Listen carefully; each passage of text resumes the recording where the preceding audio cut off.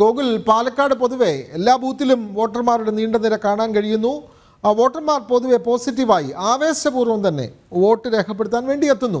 അവിടെ ആ ബൂത്തിലെ വിവരങ്ങൾ കൂടി ഒന്ന് പങ്കുവെക്കാമോ? വിനോദ്, ഈ വരുത്തിവെച്ച ഒരു ഉപതെരഞ്ഞെടുപ്പാണ് പാലക്കാട് നിയമസഭാ മണ്ഡലത്തിൽ നടക്കുന്നത് എന്നൊരു പൊതുവികാരം ജനങ്ങൾക്കുണ്ടെങ്കിലും എല്ലാവരും തന്നെ അതിരാവിലെ തൊട്ട് തന്നെ പോളിംഗ് ബൂത്തിലേക്ക് എത്തുകയും നൽകുന്നത്. ഗോകുൽ, തുടരാം. ചില സ്ഥലങ്ങളിലൊക്കെ ചില സാങ്കേതിക തടസ്സങ്ങളൊക്കെ ഉണ്ടാകുന്ന ഒരു സാഹചര്യം ഉണ്ടായിട്ടുണ്ട്. ഉദ്യോഗസ്ഥരൊക്കെ ഇടപെട്ടുകൊണ്ട് ആ പ്രശ്നങ്ങളൊക്കെ പരിഹരിക്കുകയും വോട്ടിംഗ് ഇപ്പോൾ പുനരാരംഭിക്കുകയും ഒക്കെ ചെയ്തിട്ടുണ്ട്. ട്രൂ ലൈൻ പബ്ലിക് സ്കൂളിൽ, നിയമസഭാ മണ്ഡലത്തിലെ ട്രൂ ലൈൻ പബ്ലിക് സ്കൂളിലാണ് നമ്മളിപ്പോൾ ഉള്ളത്. ഇവിടെ 2 ബൂത്തുകളാണ് സജ്ജീകരിച്ചിട്ടുള്ളത്. 88, 89 എന്നിങ്ങനെ 2 ബൂത്തുകളാണുള്ളത്.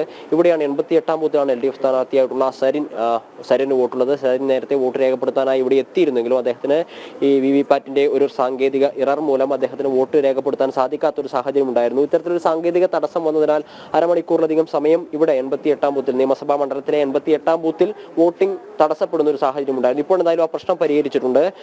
ഒരു അരമണിക്കൂറോളം സമയത്ത് ഈ സാങ്കേതിക തടസ്സം മൂലം വോട്ടിംഗ് തടസ്സപ്പെട്ടതിനാൽ തന്നെ ഇവിടെ നീണ്ട നിര കാണാം. പുരുഷന്മാരുടെയും സ്ത്രീകളെയും ഒക്കെ നീണ്ട നിര നമുക്ക് ഇവിടെ കാണാം. എന്നാൽ ഇതിന് തൊട്ട് അടുത്ത് തന്നെയാണ് 89-ാം ബൂത്ത് ക്രമീകരിച്ചിട്ടുള്ളത്. അവിടെ ആരും തന്നെ ഇപ്പോൾ ഇല്ല. ആളുകളൊക്കെ വോട്ട് രേഖപ്പെടുത്തി പോയ ഒരു കാഴ്ചയാണുള്ളത്. 2 ബൂത്തുകളുണ്ടെങ്കിലും ഒന്നിൽ കൂടുതൽ ആളുകളുണ്ട്, മറ്റൊന്നിൽ ആളും ഇല്ലാത്തൊരു സാഹചര്യമാണ്. എന്നാൽ തന്നെ രാവിലെ തന്നെ എല്ലാവരും വോട്ട് ചെയ്ത് പോകാനുള്ള ഒരു തയ്യാറെടുപ്പാണ്. അല്ലെങ്കിൽ ആ രീതിയിലാണ് പാലക്കാട് വോട്ടർമാർ ഈ തെരഞ്ഞെടുപ്പിനെ കാണുന്നത് എന്ന് വേണം മനസ്സിലാക്കാൻ. അതായത് രാവിലെ മുതൽ തന്നെ ഒരുപാട് സ്ഥലങ്ങളിൽ വോട്ട് രേഖപ്പെടുത്താൻ ആളുകൾ എത്തിക്കഴിഞ്ഞു. ഏകദേശം 4%-ലധികം വോട്ട് ഈ സമയം കൊണ്ട്, 1 മണിക്കൂറിലധികം സമയം കൊണ്ട് മണ്ഡലത്തിൽ രേഖപ്പെടുത്തിയിട്ടുണ്ട് എന്നാണ് മനസ്സിലാക്കുന്നത്. വലിയ രീതിയിലുള്ള പോരാട്ടങ്ങളായിരുന്നു കഴിഞ്ഞ 1 മാസത്തിലധികം സമയം പാലക്കാട് മണ്ഡലത്തിൽ ഉണ്ടായിരുന്നത്. കൽപ്പാത്തി രഥോത്സവം നീട്ടിവെച്ചതിനാൽ ഒരാഴ്ചയിലധികം സമയം പാലക്കാട് ഉപതെരഞ്ഞെടുപ്പിന് സമയം ലഭിക്കുന്ന ഒരു സാഹചര്യം മുന്നണികൾക്കുണ്ടായിരുന്നു. അതുൾപ്പെടെ മുന്നണികളൊക്കെ ഉപയോഗപ്പെടുത്തിയിട്ടുണ്ട്. ചേലക്കരയിലെയും വയനാട്ടിലെയും പോലെ തന്നെ 13-ാം തീയതി തന്നെ ആയിരുന്നു ഇവിടെയും വോട്ട് നടക്കേണ്ടിയിരുന്നത്. എന്നാൽ പാലക്കാടുകാരുടെ വികാരമായിട്ടുള്ള വലിയ കൽപ്പാത്തി രഥോത്സവത്തിന് വേണ്ടി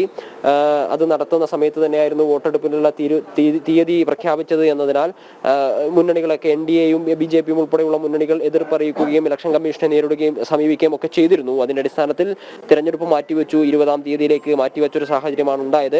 എല്ലാ ആളുകളും, പ്രായഭേദമന്യുള്ള ആളുകളൊക്കെ ഈ തെരഞ്ഞെടുപ്പിനായി ഇവിടെ എത്തിയ കാഴ്ചകൾ നമുക്ക് വരിയിൽ കാണാൻ വേണ്ടി സാധിക്കും.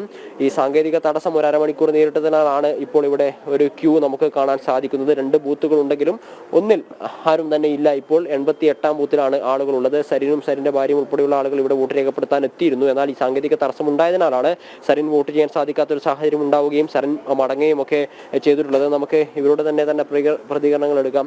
അമ്മേ, വീട് ഇവിടെ അടുത്താണോ?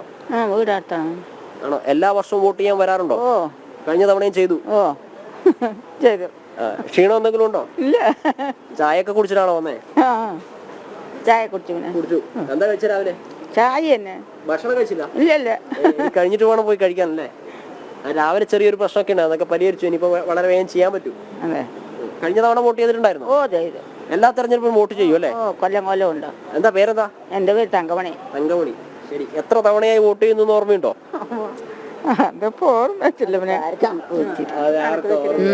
എന്നാൽ പറ്റുന്ന പോലെ തെരഞ്ഞെടുപ്പിലൊക്കെ വോട്ട് ചെയ്യും അല്ലേ? എല്ലാത്തിനും ചെയ്യും. ഓക്കെ, അങ്ങനെ തന്നെയാണ്. പ്രായമായ ആളുകളാണ്, അവരൊക്കെ വന്ന് ക്യൂ നിൽക്കുന്ന സാഹചര്യമൊക്കെ ഉണ്ട്. എന്തൊക്കെ സംഭവിച്ചാലും വോട്ട് ചെയ്യുമെന്നാണ് പറയുന്നത്. പല ആളുകളും രാവിലെ വന്ന് വോട്ട് ചെയ്ത് പോവാന്ന് വിചാരിച്ച് വന്നതാണ്. പക്ഷെ ഒരു തടസ്സം ഇവിടെ നേരിട്ടു.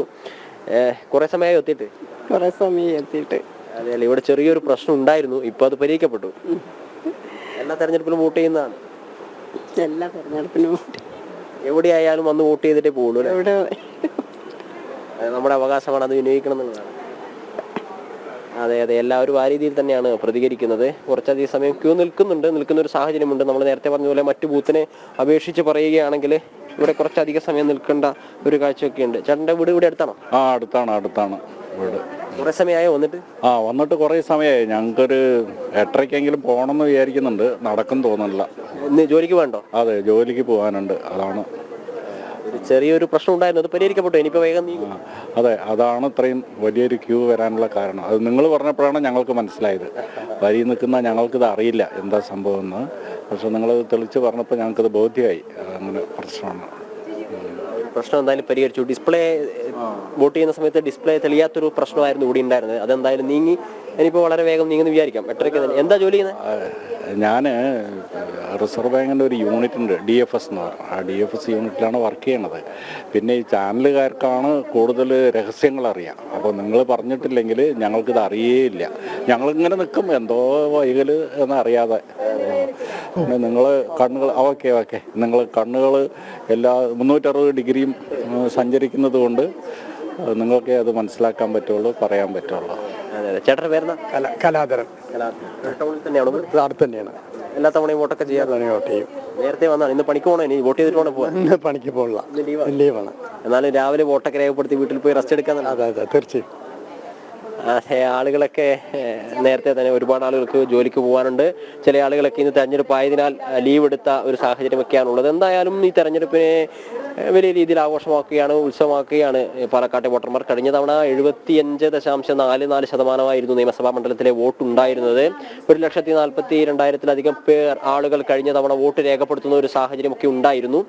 ഇത്തവണ പോളിംഗ് ശതമാനം കൂടുമോ ഇല്ലയോ എന്നുള്ളതൊക്കെയാണ് മുന്നണികളുടെ വിജയത്തെയൊക്കെ സ്വാധീനിക്കുന്ന പ്രധാനപ്പെട്ട ഒരു ഘടകം. കഴിഞ്ഞ തവണ ഷാഫി പറമ്പിൽ ജയിച്ചത് കേവലം 3,859 വോട്ടുകൾക്ക് മാത്രമായിരുന്നു. മെട്രോമാൻ ഇ ശ്രീധരൻ ശക്തമായ മത്സരം കാഴ്ചവെക്കാൻ ഷാഫി പറമ്പിലിന് വെല്ലുവിളി ഉയർത്താൻ വേണ്ടി സാധിച്ചിരുന്നു. 3,859 വോട്ടുകൾക്ക് മാത്രമായിരുന്നു NDA പരാജയപ്പെടുന്ന ഒരു സാഹചര്യം ഉണ്ടായത്.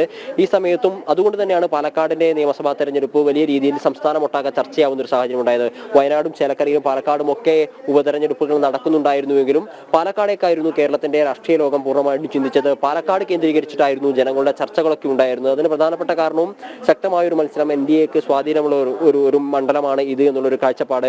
ഇവിടെ നിന്ന് കേരളത്തിന്റെ രാഷ്ട്രീയത്തിൽ ഒരു പുതിയ മാറ്റം ഉണ്ടാകുമെന്നൊരു സൂചന BJPയുടെ നേതാക്കന്മാർ പറയുന്നു. ഇത്തവണ പിടിച്ചെടുക്കുമെന്ന് അവർ നിസ്സംശയം പറയുന്ന ഒരു സാഹചര്യം ഉണ്ടാകുന്നു. എല്ലാ സ്ഥലങ്ങളിലും ശക്തമായ പ്രചരണം നടക്കുന്നു. ആളുകളെ പോളിംഗ് ബൂത്തിലേക്ക് എത്തിക്കാൻ ആവശ്യമായിട്ടുള്ള നടപടികൾ നടത്തുന്നു. ബൂത്തുകൾ കേന്ദ്രീകരിച്ച് പ്രവർത്തനങ്ങൾ നടത്തുന്നു. അതോടൊപ്പം തന്നെ വോട്ടുകൾ കൂട്ടിച്ചേർക്കാനുള്ള പ്രവർത്തനം നടത്തുന്നു. ഈ ഒരു മുനിസിപ്പാലിറ്റിയും 3 പഞ്ചായത്തുകളും ഉൾപ്പെടുന്നതാണ് പാലക്കാട് നിയമസഭാ മണ്ഡലത്തിന്റെ ചരിത്രം അല്ലെങ്കിൽ പശ്ചാത്തലം. 184 ബൂത്തുകളാണുള്ളത്. മുനിസിപ്പാലിറ്റിയിലൊക്കെ കഴിഞ്ഞ തവണത്തെ തെരഞ്ഞെടുപ്പിൽ 6000-ലധികം വോട്ടുകളുടെ ഭൂരിപക്ഷം NDAക്ക് ഉണ്ടായിരുന്നു. മറ്റു പഞ്ചായത്തുകളിലേക്ക് പോകുമ്പോഴാണ് അത് കുറഞ്ഞു പോവുകയും 3859 വോട്ടിന് മെട്രോമാനായിട്ടുള്ള ബ്യൂറോക്രാറ്റ് ആയിട്ടുള്ള ഈ ശ്രീധരൻ പരാജയപ്പെടുന്ന ഒരു സാഹചര്യമൊക്കെ ഉണ്ടായിരുന്നത്. അതിനാൽ തന്നെ മറ്റു പഞ്ചായത്തുകൾ കേന്ദ്രീകരിച്ച് NDA വോട്ട് ചേർക്കാനുള്ള ശ്രമങ്ങൾ വ്യാപകമായി നടത്തിയിരുന്നു. ആളുകളെയൊക്കെ തെരഞ്ഞെടുപ്പിന്റെ ഗൗരവം ഉണ്ടാക്കുകയും ഒരു മുന്നണി, പുതിയൊരു 3ാം മുന്നണി കേരളത്തിൽ രൂപപ്പെട്ടു വരേണ്ട സാഹചര്യം എന്താണ് എന്ന് ജനങ്ങളെ ബോധവൽക്കരിക്കുകയും ഒക്കെ ചെയ്തിട്ടുണ്ട്. അതൊക്കെ തെരഞ്ഞെടുപ്പ് ഫലം വരുന്ന സമയത്ത് പ്രതിഫലിക്കുമെന്ന ഒരു പ്രതീക്ഷയും പ്രത്യാശയും ഒക്കെയായിരുന്നു രാവിലെ ഉൾപ്പെടെ C. കൃഷ്ണകുമാർ ഉൾപ്പെടെയുള്ള ആളുകൾ പങ്കെടുക്കുന്നത്. വലിയ വിഷയങ്ങൾ, രാഷ്ട്രീയമായ വിഷയങ്ങളൊക്കെ ഇവിടെ ചർച്ച ചെയ്യപ്പെട്ടിരുന്നു. ഒരുപാട് രാഹുൽ മാങ്കൂട്ടത്തിന്റെ സ്ഥാനാർത്ഥിത്വം കോൺഗ്രസിനകത്ത് പലതരത്തിലുള്ള വിഭാഗീയ പ്രശ്നങ്ങൾക്കും കാരണമായിട്ടുണ്ടായിരുന്നു. K. മുരളീധരനെ സ്ഥാനാർത്ഥിയാക്കണമെന്ന തരത്തിൽ DCCയുടെ ഒരു കത്ത് പുറത്തു വന്നതൊക്കെ കോൺഗ്രസിനെ വലിയ രീതിയിൽ ഉലച്ചിരുന്നു. അത്തരത്തിൽ രാഷ്ട്രീയമായ ഒരുപാട് വിഷയങ്ങൾ ചർച്ച ചെയ്യപ്പെട്ടു. വഖഫ് ഉൾപ്പെടെയുള്ള വിഷയങ്ങൾ പാലക്കാട് നിയമസഭാ മണ്ഡലത്തിൽ ചർച്ചയായിരുന്നു. 2200-200-ലധികം വഖഫ് കേന്ദ്രങ്ങൾ ഈ പാലക്കാട് നിയമസഭാ മണ്ഡലത്തിൽ ഉണ്ട് എന്ന വാർത്ത ജനം TV കഴിഞ്ഞ ദിവസം പുറത്തുവിട്ടിരുന്നു. അതൊക്കെ ജനങ്ങളെ വലിയ രീതിയിൽ ആശങ്കപ്പെടുത്തുകയും അതൊക്കെ ചർച്ചയാവുകയും ഒക്കെ ചെയ്തിട്ടുള്ള ഒരു തെരഞ്ഞെടുപ്പാണ്. അതുകൊണ്ട് തന്നെ ഒരു രാഷ്ട്രീയ മാറ്റം ഈ പാലക്കാട് ഉണ്ടാകുമെന്ന പ്രതീക്ഷയിൽ NDA മുന്നോട്ടേക്ക് പോകുമ്പോൾ പാലക്കാട് നിലനിർത്താനാകുമെന്ന ഒരു വാഗ്ദാനം അല്ലെങ്കിൽ അഭിപ്രായം തന്നെയാണ് UDFും ഷാഫി പറമ്പിലും രാഹുൽ മാങ്കൂട്ടത്തിലും ഒക്കെ പറയുന്നത്. മണ്ഡലം തിരിച്ചുപിടിക്കുമെന്നും പാലക്കാടെ ജനങ്ങളെ വഞ്ചിച്ചതാരാണ് എന്ന് ജനങ്ങൾ തിരിച്ചറിയുമെന്നായിരുന്നു സരിൻ പറഞ്ഞിട്ടുണ്ടായത്. അങ്ങനെ വീറും വാശിയുമേറിയ തിരഞ്ഞെടുപ്പ് ഈ അവസാന നിമിഷത്തിലും വോട്ടർമാർ പോളിംഗ് സ്റ്റേഷനിലെത്തിയ സമയത്തും വാദപ്രതിവാദങ്ങളുമായി സ്ഥാനാർത്ഥികളും മുന്നണികളും ഒക്കെ കളന്നെറിയുന്ന ഒരു കാഴ്ചയുമാണ് കാണാൻ സാധിക്കുന്നത്. അതിൻ്റെയൊക്കെ വിധി ഉണ്ടാവുക അല്ലെങ്കിൽ വിധി നിശ്ചയിക്കുക, നമ്മൾ ഈ ദൃശ്യങ്ങളിൽ കാണുന്നത് പോലെ ഈ ആളുകളാണ് ഇതിൻ്റെ വിധി നിശ്ചയിക്കുക. അത്തരത്തിൽ എല്ലാവരും സജീവമായി തന്നെ പോളിംഗിൽ പങ്കെടുക്കുന്ന ഒരു കാഴ്ചയാണ് നമുക്ക് കാണാൻ സാധിക്കുന്നത്. എന്താ പേരെന്താ? സച്ചു. എവിടെയാ സ്ഥലം? കാടാങ്കോട്. ഇവിടെ ടൗണിൽ തന്നെയാണ്. എപ്പോഴാണ് മലയ്ക്ക് പോകേണ്ട തീയതിക്കായോ? ആയില്ല, പ്ലാനിങ് ആയില്ല. എത്ര ദിവസമായി മലയിട്ട്? എത്ര ദിവസമായി? ഒരാഴ്ചയായുള്ളൂ. വോട്ട് ചെയ്തിട്ട് ഇനി പണിക്ക് പോകാനുണ്ടോ? വർക്കിന് കയറണ്ട കമ്പനിയിൽ. തെരഞ്ഞെടുപ്പ് പ്രചരണത്തിലൊക്കെ ഉണ്ടായിരുന്നു? എങ്ങനെയാണ്? സജീവമായി തന്നെ പങ്കാളിയായിരുന്നു ആണല്ലേ? എല്ലാ വർഷവും എല്ലാ തെരഞ്ഞെടുപ്പിലും വോട്ട് ചെയ്യാൻ വേണ്ടി ശ്രദ്ധിക്കാറുണ്ടോ? ചെയ്യാറുണ്ട്. അതങ്ങനെയാണ്. പല ആളുകളും ഇതാ തെരഞ്ഞെടുപ്പിന്റെ ഭാഗമായിരുന്നു, പ്രചരണത്തിന്റെ ഭാഗമായ ആളുകളൊക്കെ ഉണ്ട്. വോട്ട് ചെയ്തിട്ടൊക്കെ ഇനി ജോലിക്ക് പോകാൻ വേണ്ടി ഒരുപാട് ആളുകൾ ക്യൂ നിൽക്കുന്നുണ്ട്. ഇവിടെ ഒരു സാങ്കേതിക പ്രശ്നം ഉണ്ടായത് അവരുടെ ജോലിയെ ബാധിക്കുമോ എന്നൊരു ആശങ്ക പല ആളുകളും പങ്കുവയ്ക്കുന്നു. കാരണം നേരത്തെ നമ്മൾ സൂചിപ്പിച്ചതുപോലെ 7 മണിക്ക് വോട്ടിംഗ് തുടങ്ങിയിരുന്നെങ്കിലും VVPAT-ൽ ഒരു എറർ വരികയും അത് അരമണിക്കൂറിൽ 35 മിനിറ്റോളം പോളിംഗിനെ തടസ്സപ്പെടുത്തുന്ന ഒരു സാഹചര്യമൊക്കെ ഉണ്ടായിരുന്നു. അതിനാൽ തന്നെയാണ് 8:30 പല ജോലി സ്ഥലത്ത് എത്തേണ്ട ആളുകളൊക്കെ ഉണ്ട്. ആ രീതിയിലാണ് എല്ലാവരും. ചില ആളുകളൊക്കെ ഇന്ന് അവധിയെടുത്ത് വീട്ടിലിരിക്കാം, അല്ലെങ്കിൽ ചില ആളുകളൊക്കെ ജോലിക്ക് പോകാം. ചേട്ടാ, എന്താ പേരെന്താ? പ്രകാശ് എന്നാണ്. എന്താ വോട്ട് എല്ലാ വർഷവും വോട്ട് ചെയ്യാറുണ്ടോ? ഒരിക്കൽ ഷുവർ, അത് നമ്മുടെ ഒരു റൈറ്റ്സ് അല്ലേ. എന്താ ഇനി ജോലിക്ക് പോകുന്നുണ്ടോ? അല്ല ഇന്ന് തെരഞ്ഞെടുപ്പ് പ്രമാണിച്ച് ലീവാണോ? ഇല്ലല്ല, ബിസിനസ്സാണ്, ഇന്ന് കട ലീവാണ്. തെരഞ്ഞെടുപ്പ് പ്രമാണിച്ച് ലീവാക്കിയതാണോ? അല്ല, പൊതുവെ ഇന്ന് വർക്കേഴ്സിന് വോട്ട് ചെയ്യണമല്ലോ, അപ്പോൾ അവർക്കും കൂടി ഒരു സൗകര്യത്തിന് വേണ്ടി ലീവാക്കും. പ്രകാശ് എന്നല്ല പറഞ്ഞല്ലേ? അതെ അതെ, പ്രകാശ് ചേട്ടൻ ജനാധിപത്യ മൂല്യങ്ങൾ കൂടുതൽ പ്രാധാന്യം നൽകുന്ന ഒരു വ്യക്തിയാണെന്നാണ് തോന്നുന്നത്. കാരണം അദ്ദേഹത്തിന് വോട്ട് ചെയ്യണം, അദ്ദേഹത്തിൻ്റെ ഒരു ബിസിനസ് നടത്തുകയാണ്, അദ്ദേഹത്തിൻ്റെ സ്ഥാപനത്തിലെ ജീവനക്കാർക്ക് വോട്ട് ചെയ്യണം. അവർക്കൊക്കെ വേണ്ടിയിട്ട് ഇന്ന് ആ സ്ഥാപനത്തിന് ലീവ് കൊടുത്തിരിക്കുകയാണ്. അത്തരത്തിൽ വളരെ ആവേശത്തോടു കൂടിയിട്ട് തെരഞ്ഞെടുപ്പിനെ കാണുന്നു. തങ്ങളുടെ വോട്ടിന്റെ വില എന്താണ് എന്നറിയുന്ന ആളുകളാണ് ഇവിടെ ക്യൂ നിൽക്കുന്ന എല്ലാ ആളുകളും. അതുകൊണ്ട് തന്നെയാണ് ഈ ഒരു പ്രശ്നം ഉണ്ടായിട്ട് പോലും ആളുകൾ പിന്തിരിഞ്ഞു പോവാതെ ഈ ക്യൂവിൽ നിന്നുകൊണ്ട് തന്നെ തെരഞ്ഞെടുപ്പ് വോട്ട് രേഖപ്പെടുത്തിയിട്ട് മാത്രമേ പോകൂ എന്ന് പറഞ്ഞുകൊണ്ട് ഇവിടെ നിൽക്കുന്നത്. രാവിലെ ഭക്ഷണം പോലും കഴിക്കാതെ അതിരാവിലെ വന്ന് വോട്ട് കഴിച്ചിട്ട് വോട്ട് ചെയ്തതിന് ശേഷം തിരിച്ചു പോകാമെന്ന ഒരു ആഗ്രഹത്തോട് അല്ലെങ്കിൽ ആ രീതിയിൽ വന്ന ആളുകളൊക്കെ ഇവിടെ ഉണ്ടായിരുന്നു. പക്ഷേ പറഞ്ഞതുപോലെ ഒരു പ്രശ്നം നേരിട്ടത് കൊണ്ട് മാത്രമാണ് വോട്ട് ചെയ്യാൻ പറ്റാത്ത ഒരു സാഹചര്യം ഉണ്ടായത്. ഇവിടെ ഏകദേശം ഒരു 30-40ഓളം ആളുകൾ ഇപ്പോഴും ഉണ്ട്. ഈ ഓരോ ആളുകൾ വോട്ട് ചെയ്ത് മടങ്ങുമ്പോഴും ഈ ബൂത്തിലേക്ക് 88-ാം ബൂത്തിലേക്ക് കൂടുതൽ ആളുകൾ വരുന്ന ഒരു കാഴ്ചയാണ് കാണുന്നത്. വലതുവശത്താണ് 89-ാം ബൂത്ത്, അവിടെ ആരും തന്നെ ഇല്ല. ചേട്ടാ, പേരെന്താ? സുരേന്ദ്രൻ.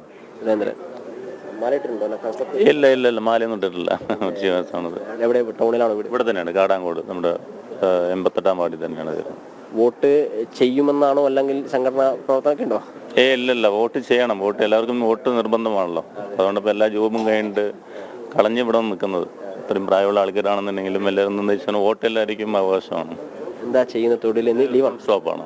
തീർച്ചയായും ഗോകുൽ, അവിടെ വോട്ടർമാരൊക്കെ നല്ല നിലയിൽ പ്രതികരിക്കുന്നു. എല്ലാവരും കാത്തുനിന്ന് തന്നെ, മണിക്കൂറുകൾ കാത്തുനിന്ന് തന്നെ വോട്ട് രേഖപ്പെടുത്താനുള്ള അവരുടെ താല്പര്യം. ജനാധിപത്യ സംവിധാനത്തിൽ ഓരോ വോട്ടിനും അതിൻ്റേതായ മൂല്യമുണ്ട് എന്ന് കൃത്യമായി മനസ്സിലാക്കുന്ന പാലക്കാട്ടെ വോട്ടർമാർ രാവിലെ മുതൽ 184 ബൂത്തുകളും സജീവമാണ്. രാവിലെ വോട്ടെടുപ്പ് തുടങ്ങിയപ്പോൾ ഏതാനും ചില ബൂത്തുകളിൽ വോട്ടിംഗ് മെഷീനിൽ ചെറിയ പ്രശ്നങ്ങളുണ്ടായി. പക്ഷേ അതൊക്കെ പരിഹരിച്ച് പാലക്കാട് മണ്ഡലത്തിൽ ശക്തമായ പോളിംഗ് തുടരുന്നു.